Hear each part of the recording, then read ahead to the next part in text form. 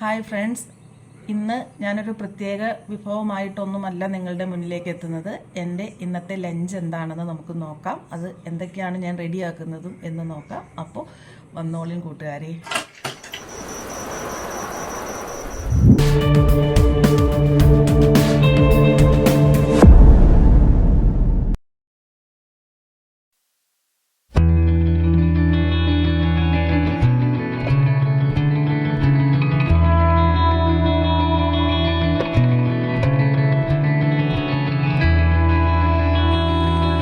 പിന്നെ ഞാൻ ആദ്യം ഉണ്ടാക്കാൻ പോണത്, നമുക്ക് കുറച്ച് ചിക്കൻ, ഞാൻ ചെറിയ ബോൺലെസ് ആയിട്ടുള്ള ചിക്കൻ എടുത്ത് പീസ് ചെയ്ത് വെച്ചിട്ടുണ്ട്. അതിൻ്റെ മീതെ കുറച്ച് കറിവേപ്പിലയും കൂടി വിതറിയിട്ടുണ്ട്.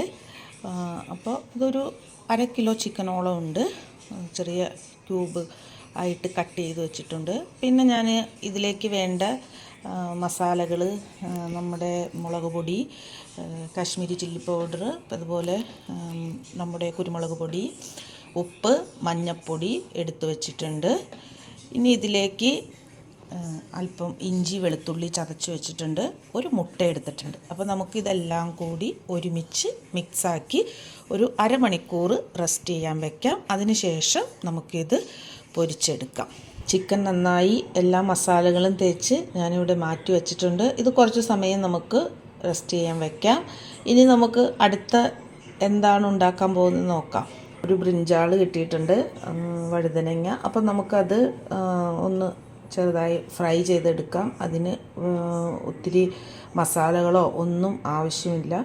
അപ്പോൾ ഞാൻ വഴുതനങ്ങ ഇവിടെ അരിഞ്ഞു വെച്ചിട്ടുണ്ട്, ഒരു സ്ക്വയർ കട്ടിൽ. അപ്പം നമുക്കിനി ഇതിലേക്ക് അല്പം നാരങ്ങ നീര് ചേർത്ത് കൊടുക്കാം. അത് ഞാനൊരു ടേബിൾ സ്പൂണോളം നാരങ്ങ നീര് എടുത്തിട്ടുണ്ട്. അപ്പം നാരങ്ങ നീര് ഫസ്റ്റ് നമുക്കിതിലേക്ക് ഒഴിച്ചു കൊടുക്കാം. അതിനുശേഷം ഞാൻ അല്പം ഉപ്പും കുരുമുളക് പൊടിയും എടുത്തു വച്ചിട്ടുണ്ട്. ഒരു ടീസ്പൂണോളം ഉപ്പും ഒരു ടീസ്പൂണോളം കുരുമുളക് പൊടിയും എടുത്തു വച്ചിട്ടുണ്ട്. ഇതിലേക്ക് നമുക്ക് ചേർത്ത് കൊടുക്കാം. ഇനി ഇത് നന്നായി നമുക്ക് മിക്സ് ചെയ്ത് മാറ്റി വയ്ക്കാം. അപ്പോൾ നമ്മുടെ വഴുതനങ്ങ ഞാൻ നന്നായി കുരുമുളക് പൊടിയും ഉപ്പും നാരങ്ങ നീരും പുരട്ടി മാറ്റി വെച്ചിട്ടുണ്ട്.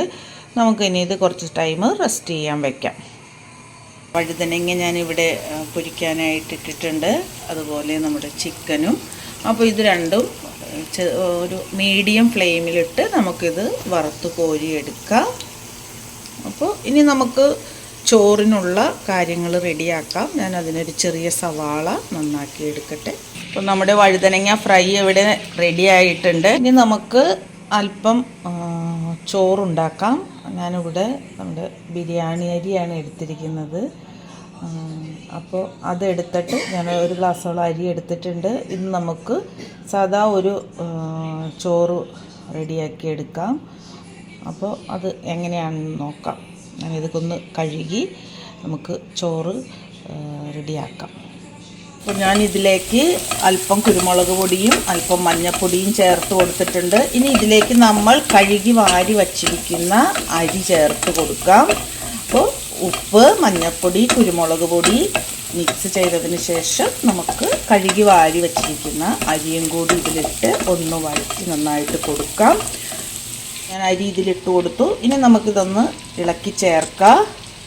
അതിന് ശേഷം നമ്മൾ അരി അളന്നെടുത്ത അതേ ഗ്ലാസ്സിൽ, ഒരു ഗ്ലാസ് അരിയാണെങ്കിൽ 3/4 ഗ്ലാസ് വെള്ളത്തോളം ഒഴിക്കണം.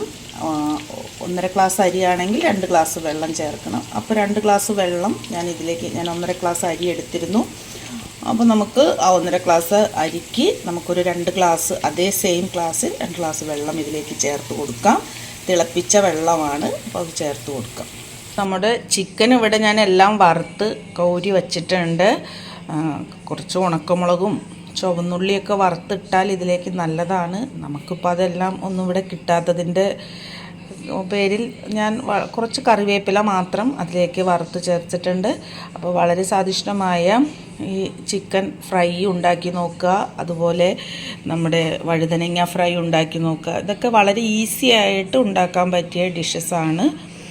അപ്പോൾ നമുക്കിനി വെയിറ്റ് ചെയ്യാം ചോറ് വേകുന്നവരെ. അപ്പോൾ നമ്മുടെ റൈസ് ഇവിടെ റെഡി ആയിട്ടുണ്ട്. ഇനി നമുക്ക് ഇത് എല്ലാം ഒരു സെർവിങ് പ്ലേറ്റിലോട്ട് മാറ്റാം. 10 മിനിറ്റ് മതി നമുക്ക് റൈസ് റെഡിയാക്കി എടുക്കാനായിട്ട്.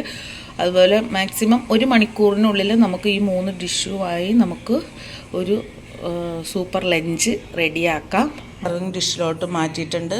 നല്ല ചൂടോട് കൂടിയിട്ടുള്ള ചോറും നമ്മുടെ ചിക്കൻ പൊരിച്ചതും വഴുതനങ്ങ പൊരിച്ചതും റെഡി ആയിട്ടുണ്ട്.